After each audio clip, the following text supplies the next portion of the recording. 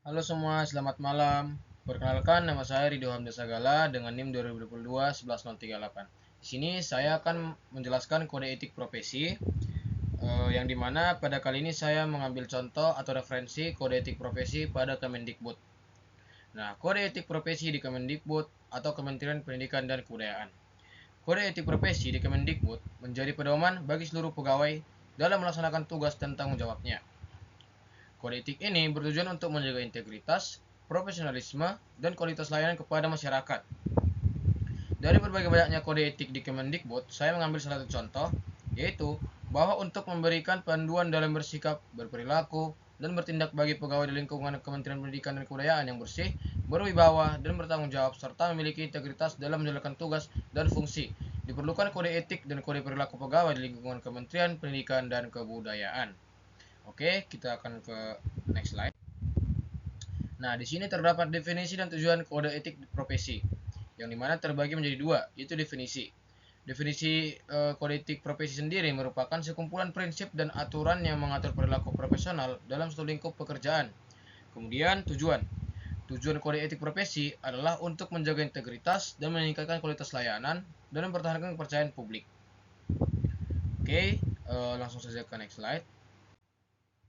Nah, di slide kali ini terdapat ruang lingkup kode etik profesi di Kemendikbud. Yang pertama, pegawai negeri sipil atau PNS. Kode etik ini berlaku bagi seluruh pegawai Kemendikbud, mulai dari staf administrasi hingga pejabat struktural.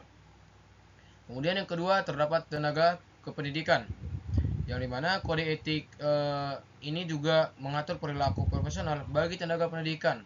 Contoh-contoh dari tenaga pendidikan adalah guru, dosen, dan pustakawan. Kemudian yang ketiga terdapat mitra kerja. Selain dari pegawai negeri sipil atau PNS, selain dari tenaga pendidikan juga terdapat mitra kerja. Kode etik juga diterapkan bagi mitra kerja Kemendikbud seperti vendor, kontraktor, dan pihak ketiga lainnya. Kemudian masuk ke selanjutnya, terdapat prinsip-prinsip dasar kode etik profesi. Ada 4 poin. Poin pertama merupakan integritas, yaitu menjunjung tinggi kejujuran, transparansi, dan akuntabilitas dalam melaksanakan tugas. Kemudian yang kedua adalah profesionalisme, yang dimana kita akan mengedepankan kompetensi, dedikasi, dan kualitas layanan yang prima. Kemudian yang ketiga terdapat keadilan, yang dimana kita harus bersikap adil, objektif, dan tidak diskriminatif dalam memberikan pelayanan. Kemudian terdapat tanggung jawab, yang dimana tanggung jawab ini merupakan sebuah pelaksanaan tugas dengan penuh tanggung jawab dan menjunjung tinggi etika profesi. Oke, kemudian akan kita lanjutkan ke slide selanjutnya. Pada slide kali ini saya akan menjelaskan kewajiban dan tanggung jawab profesional. Yang pertama terdapat memberikan layanan terbaik atau pemberian layanan yang terbaik, yang dimana kita harus menjalankan tugas dengan sungguh-sungguh, tepat waktu, dan memberikan layanan terbaik kepada masyarakat.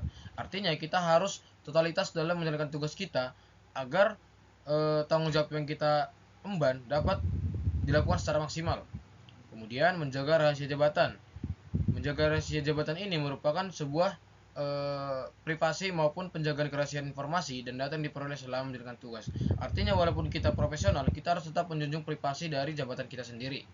Jadi tidak semua data maupun tidak semua hal-hal dari perusahaan atau tanggung jawab yang kita punya harus kita sebar ke orang lain.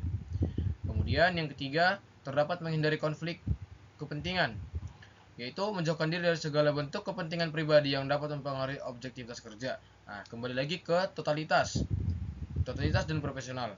Jadi dalam melakukan sebuah tanggung jawab, kita harus mampu profesional atau tidak melibatkan kepentingan pribadi di atas kepentingan bersama. Oke, kita akan lanjutkan ke next selanjutnya. Pada slide kali ini kita akan membahas mengenai pelanggaran dan sanksi dalam kode etik profesi. Dalam pelanggaran dan sanksi dalam kode etik profesi terdapat 3 jenis pelanggaran. Yang pertama pelanggaran ringan, yang kedua pelanggaran sedang, dan yang ketiga pelanggaran berat. Pelanggaran yang pertama atau pelanggaran ringan yaitu dapat berupa peringatan lisan atau tertulis dari atasan langsung. Jadi dia hanya masih peringatan pertama, jadi tidak terlalu berat bagi si pelaku. Kemudian pelanggaran sedang. Nah, pada pelanggaran sedang ini sudah mulai serius, di mana kita sudah diberikan penurunan pangkat atau mutasi ke unit kerja yang lain. Jadi ini sudah di atas dari peringatan lisan maupun surat maupun panggilan dari atasan. Jadi kita sudah langsung dioper jabatannya atau langsung tugas kita sudah dioper ke tugas yang lain. Kemudian pelanggaran terakhir yaitu pelanggaran yang berat, di mana kita dilakukan sebuah pemberhentian sementara atau pemecatan dari jabatan, atau dengan kata lain kita diberhentikan dari pekerjaan maupun tanggung jawab kita, atau kita sudah digantikan dengan orang lain. Ini merupakan pelanggaran yang berat yang risikonya juga berat. Baik, kita akan ke slide selanjutnya. Mekanisme pelaporan dan penanganan pelanggaran. Nah, pada mekanisme pelaporan dan penanganan pelanggaran ini terdapat 4 hal. Yang pertama, pelaporan, yang dimana pelaporan ini dapat dilaporkan melalui saluran resmi yang disediakan oleh Kemendikbud. Jadi ketika ada sesuatu yang dari suatu mekanisme ada yang salah atau ada yang rancu, seseorang bisa dapat melaporkannya ke saluran resmi yang sudah disediakan oleh Kemendikbud. Kemudian investigasi.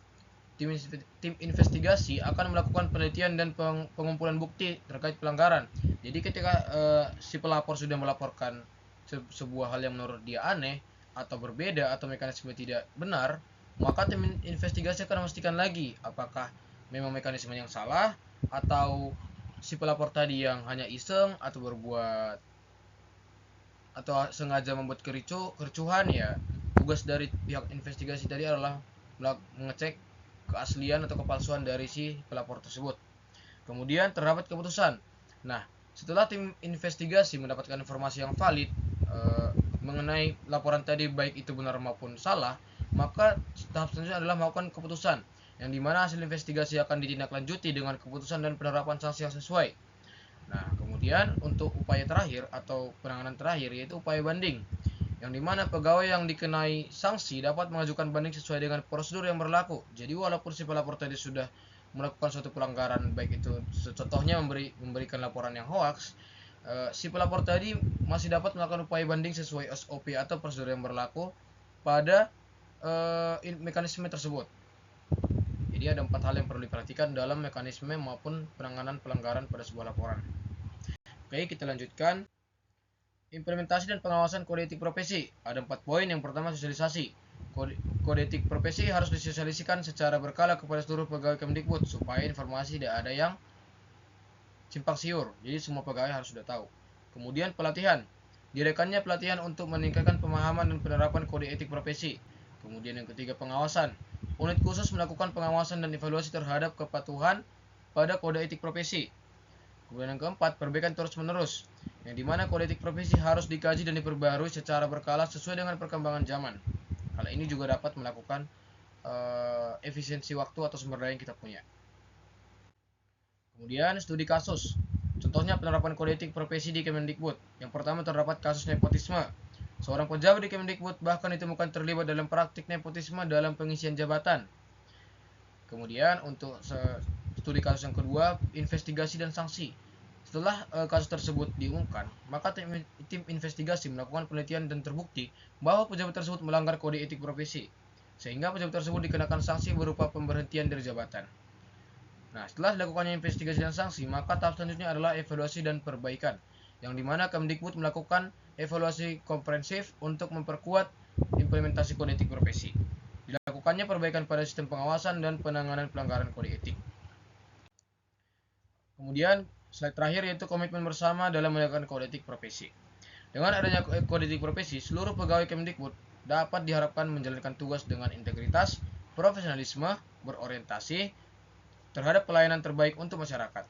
Komitmen bersama dalam menegakkan kode etik profesi menjadi kunci untuk mewujudkan birokrasi yang bersih, transparan, dan akuntabel. Baik, sekian video presentasi yang saya buat. Untuk sumber dari contoh studi kasus tadi maupun contoh yang kode etik yang saya ambil tadi terdapat pada sumber yang sudah saya cantumkan di PowerPoint saya, yaitu HTTPS Kemendikbud yang sudah saya tampilkan. Boleh di-search lebih lanjut oleh masing-masing pemirsa.